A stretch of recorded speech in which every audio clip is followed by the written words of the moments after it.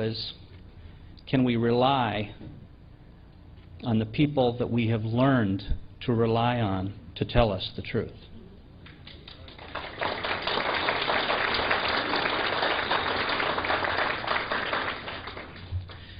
One of the things I think we all need to realize, and this is something I've continued to say from the first time I was ever here and the first time I went public, is this is not about me, it's about all of us. We have the right to know what's going on in our world, not in this country or Mexico or Sweden, but in the world. This is our home. But we share this home with many, many other creatures. And I've learned that this creature that I found also shares this space with us from time to time. And I think we need to accept that, and we need to welcome it, even embrace it. I've had to learn to make this part of my life, and it's been very difficult. But I now accept it as another neighbor. And I think most of you who believe in this phenomena agree. It's just part of our life. I don't think the government needs to hide this from us any longer, because we know they're hiding it. We know the truth is coming out. It is being fractured slowly. The lie is being fractured, and the truth is coming out. The new information about Mars, about the water on Mars, about the artifacts that are on Mars, about the civilizations that basically used to live on Mars. Maybe our ancestors. I've seen these pictures. I've seen the real pictures. It's undeniable. But how come nobody else has seen it? Isn't this part of what we pay for? I think so. We need to work together. We need to quit fighting among ourselves. And we need to realize that there is a higher superiority out there that is more intelligent than we are. That is not a speculation. That is an absolute.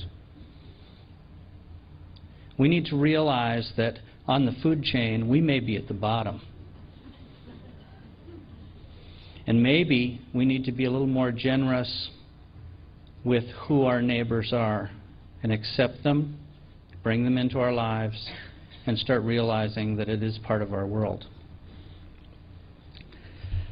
All I can say, and I know we're short on time, is that everyone who has helped me has put themselves in great danger at times, at great risk for character assassination and physical harm. There have been many people hurt and killed to help me. This is not a fantasy. This is a reality. These facts exist. This is not something I made up. This is not something they made up. This is the truth. I challenge you to do one thing, if nothing else, to keep an open mind, hear what you heard today, which is only a fraction of what these guys have done. I mean, it would take 10, 12 hours to give you the full Monty here. But I challenge you to think about this, to think about other cases, to read the book, the little black book that I wrote. It's not a textbook. It's not Shakespeare. But what it is an account exactly as it happened to me. How I didn't know what to do. How I didn't know where to go with this information, and how many mistakes I made, and how my life fell apart because of those mistakes. What I can say to you is we need to be smarter. We need to accept people who have had these contacts, like I have, and embrace them, because they are damaged goods. Our society makes them feel like they are worthless most of the time. I have started a foundation in Mexico with the help of the Mexican government and some very, very special dedicated people to give people like me, people who have been contacted, a place of support. This place is called Mariposa Center, which means transformation, like the butterfly. This will give all of us a chance to have some dignity back in our lives, which we greatly deserve because we have been through a lot. But we also have a lot to share. And if you guys would give us the time, we'd be more than happy to share it with you, as long as you treat us with respect. And that's what I've always asked, and that's the only thing I have remained. We need to treat all of these people with respect. I thank you very much. God bless you. Oh, you want me to play this? Okay. Hold on. Here we go. One thing, as you know, I squirreled away a lot of evidence. And I have slowly brought out some more of it, as time passes. I did a lot of things wrong, and I did a lot of things right. This is one thing that you need to hear that no one has heard before. Ever, yet. Ever, in public. This is me in my garage with this creature, who I spent days and days with, who I videotaped, who I photographed, and I recorded it on every means I could. And I have some of that left, and Dan wants me to play that for you, so we'll try it. I'm not going to hurt you, okay? Want some water? I can give you some water.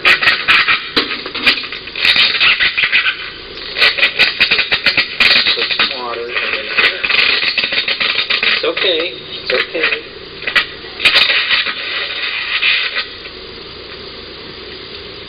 It's okay. Just going to put some water here. Not static, that's the preview. That's it.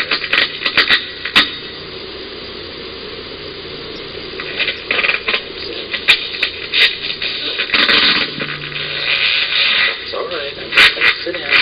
Just sitting down. Set the water down.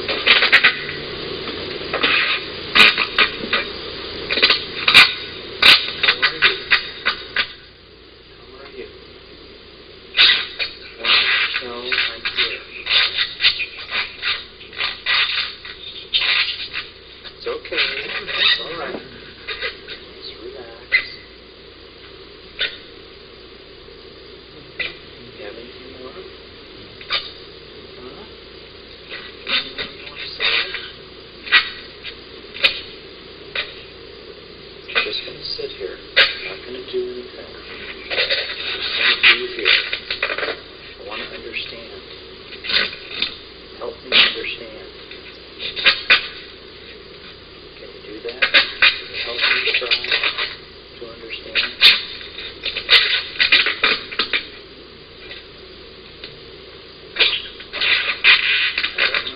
I don't know what you want. What I can do for you.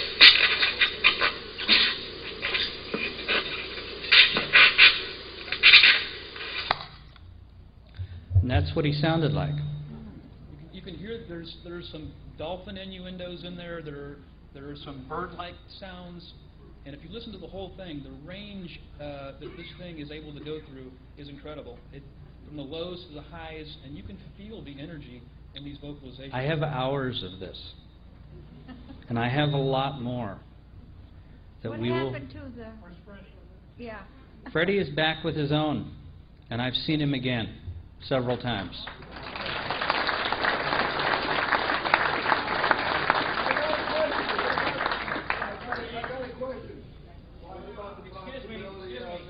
Guys, if we're going to do questions, we have to go to the questions mic, number one, if we're going to do questions.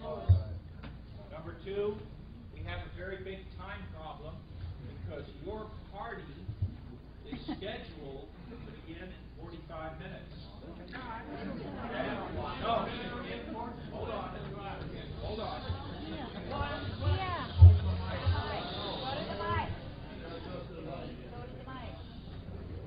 If Dr. Reed wants to take questions, if he wants to do that, you guys can go to the questions mic, and I think we're out of videotape. I think that Yep, time is up over here. Questions can continue on audio for 10 minutes. Go to the questions mic. Respectful questions, not statements, not criticisms. Thank you, Bob.